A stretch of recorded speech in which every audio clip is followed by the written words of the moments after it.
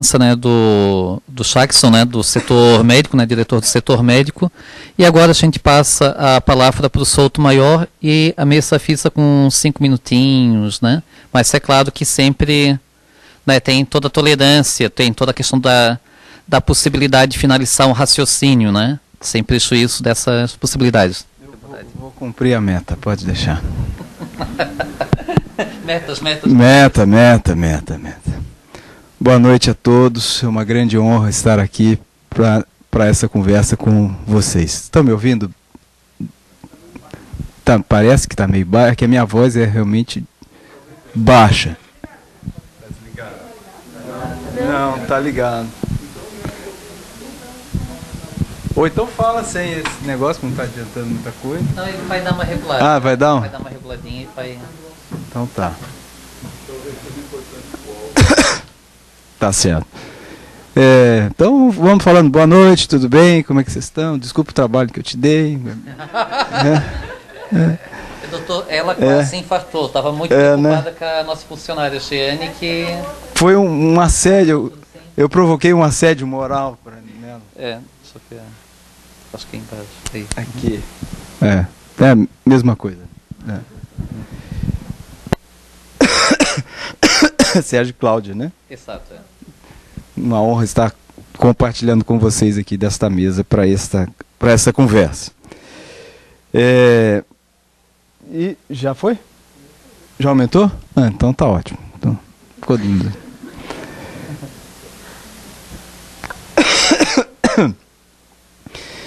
Eu li, não sei se vocês tiveram acesso à pesquisa, né? Eu li atentamente, achei muito interessante várias questões. E ela fez um resumo, a professora Vera, né, fez um resumo aqui da pesquisa que foi realizada. E a iniciativa também achei muito importante. Além de todos os aspectos que ela já mencionou, professora Vera, teve um aqui que me chamou bastante atenção, que foi um que diz respeito em uma determinada passagem em que os servidores se apresentam temerosos em responder o questionário.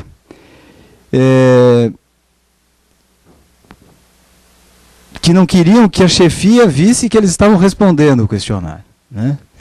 Esse me chamou bastante atenção. Eu não sei se exatamente foi na Justiça do Trabalho, se na Justiça Federal, ou se em todas isso ocorreu, né? Em todas. Isso me chamou muita atenção. As pessoas, se elas têm medo de responder, será que nós podemos confiar na resposta que elas deram, né? Em que medida essa resposta foi efetivamente aquilo que eles estão pensando, né? Eu já respondi alguns questionários lá na Justiça, lá que aparece na tela lá do computador. Você está feliz no trabalho? Eu estou feliz, eu estou tudo ótimo, está lindo. Eu ponho tudo lindo lá, né? Parece que... Estão vendo, né? Eu sei lá o que pode acontecer comigo, né? Não é nada disso, mas eu não dei muita com o interesse o tribunal fazendo uma investigação do que a gente está sentindo, né?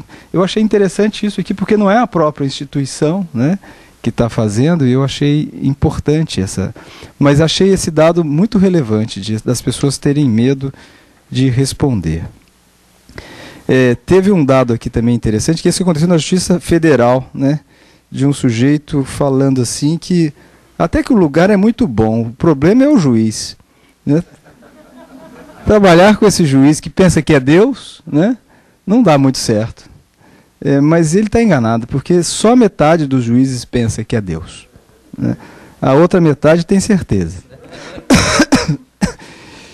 Então, existe historicamente problemas muito graves do ponto de vista do trabalho dos servidores, né? Na Justiça do Trabalho também não é diferente. Servidores que foram postos numa relação com o seu, digamos, superior hierárquico, o juiz, numa lógica meio de submissão, né? Que estão ali para servir o juiz. Eu, quando passei no concurso mesmo, fui orientado nesse sentido. Não, os servidores estão lá para te servir, né?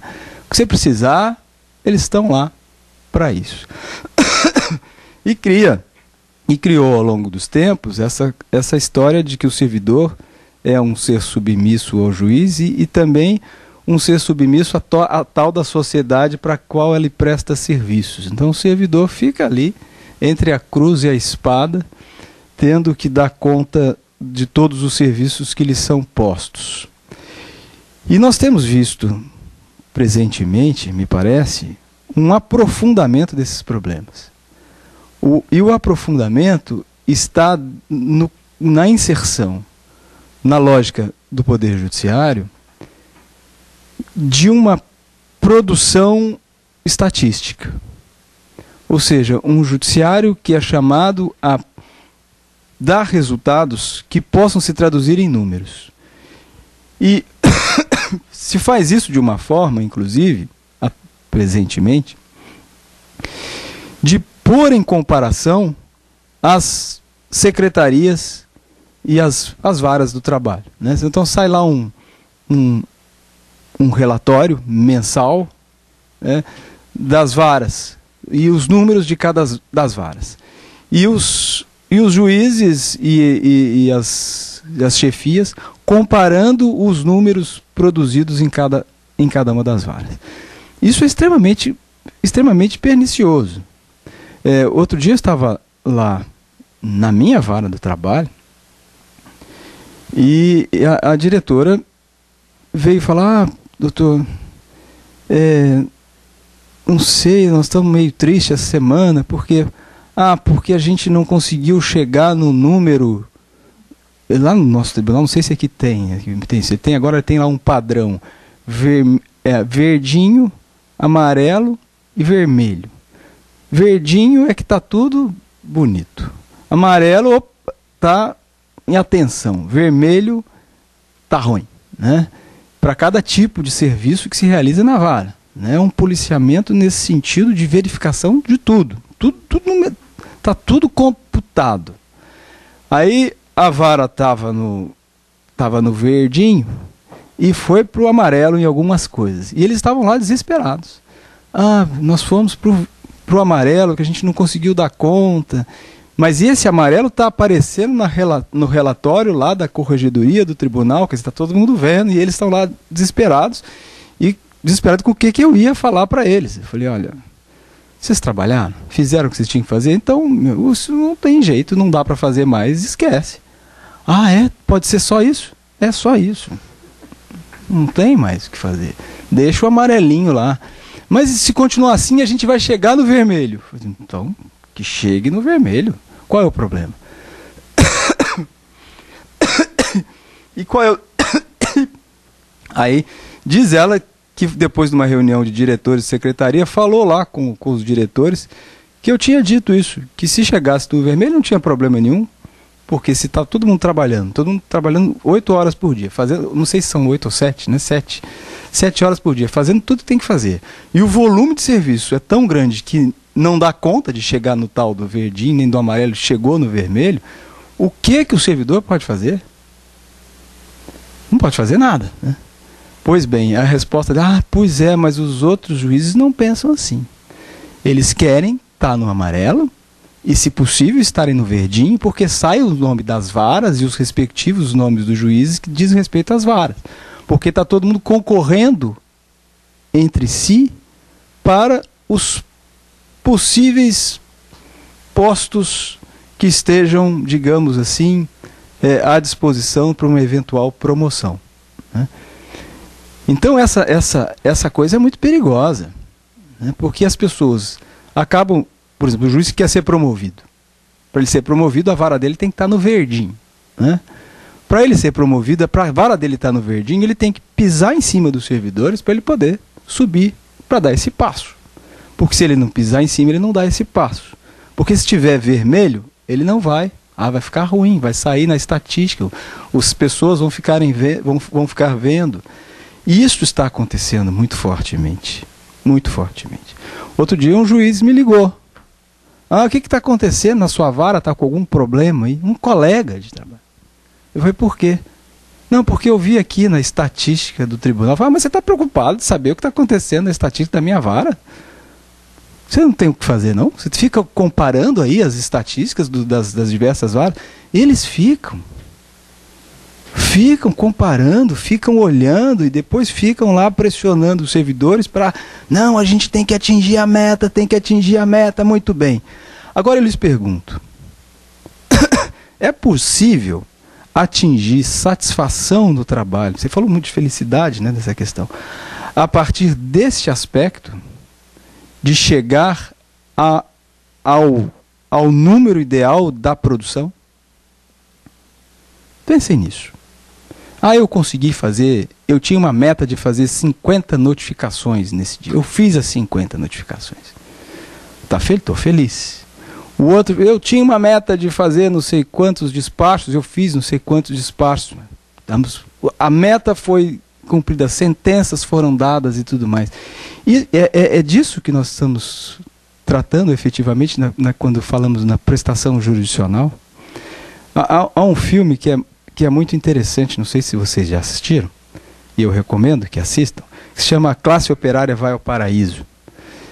Neste filme, o estágio, eles mostram bem o limite entre a consciência e a loucura, né? Só que a loucura é determinada pelo processo de desalienação. Na medida que a pessoa percebe que, de fato, o trabalho dela é alienado e ela toma consciência do que ela faz, ela chega próximo da loucura. Porque ela fala, puxa, isso que eu faço é isso?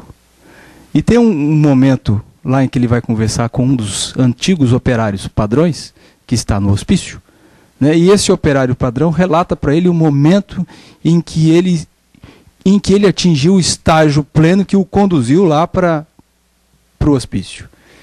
Que ele pegou o engenheiro na fábrica, no meio da fábrica, e pegou o engenheiro pela garganta e grudou o engenheiro e disse, eu quero saber o que a gente faz aqui nesta fábrica. Aí o cara falou, não, mas era a mesma fábrica que ele estava trabalhando. Não, mas eu sei, isso eu sei, eu posso até te responder. A gente faz peças. Aí ele falou, mas que peças? Peças para um motor.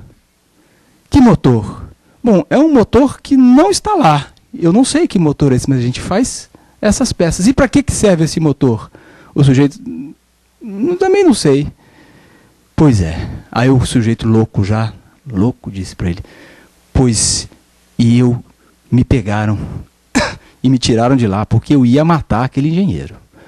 Porque, afinal de contas, o homem tem o direito de saber o que faz. Então, um sujeito que faz só peça, para um motor que ele não sabe qual, que não está não sei na onde, é um sujeito que não pode ser feliz no trabalho. E a institucionalização de um modelo fordista de produção, ampliado pela questão das metas, que vem já de uma lógica taylorista, né? Taylorista e também mais adiante agora, como chama? A fábrica japonesa, toyotista, tem transformado as pessoas que trabalham numa lógica produtiva naquilo que disse uma das respostas, em parte de um processo produtivo que produz um pedaço, mas não sabe para que serve, afinal de contas, esse pedaço que está sendo produzido. Esse me parece um estágio de alienação coletivo que nós vivenciamos na Justiça do Trabalho. Todo mundo está lá. A pergunta é, será que nós estamos sabendo o que a gente está fazendo lá? E eu digo para servidores isso, para juízes e para a estrutura judiciária em geral. Peguem o modelo encaminhado aí do judiciário, que é conciliar é legal. Vamos conciliar. Porque a conciliação entra de uma lógica econômica muito perfeita.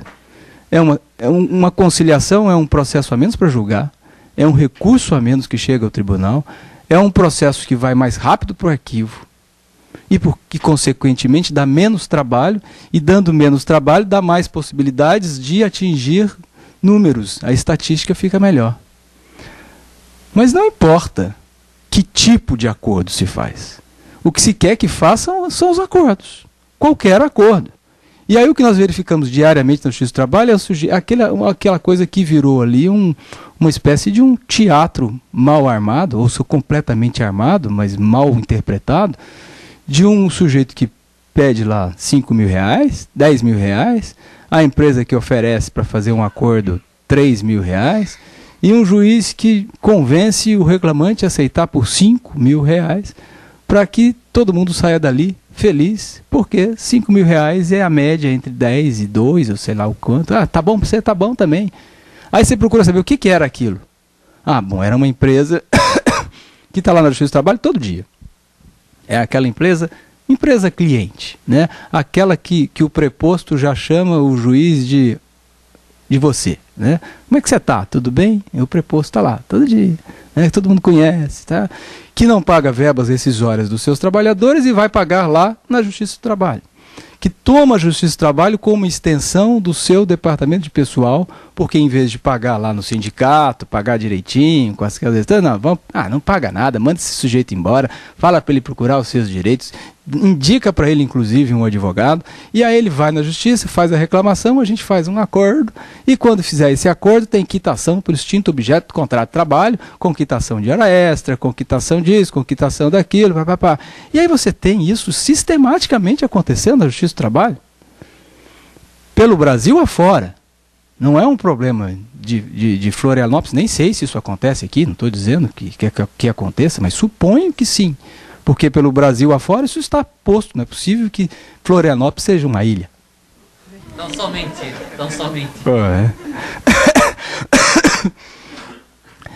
Então, essa situação num contexto mais amplo, faz com que a gente perca exatamente a noção do que serve o nosso serviço. E aí a gente fica tentando correr atrás de um rabo. Né? Correndo atrás de um rabo para cumprir meta.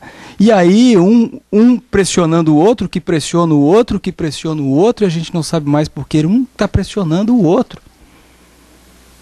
É uma lógica repressiva, uma lógica destruidora. Chega um momento que você fala assim, mas por que eu estou fazendo isso? Eu estou fazendo isso porque eu quero ser promovido, né? Mas aí vai promovido, como vê na entrevista, vai promovido um outro amigo de não sei quem, que não fazia nada, e aí, bom, eu estava fazendo aquilo para ser promovido, não foi o outro. Qual o contexto que nós estamos inseridos? Né?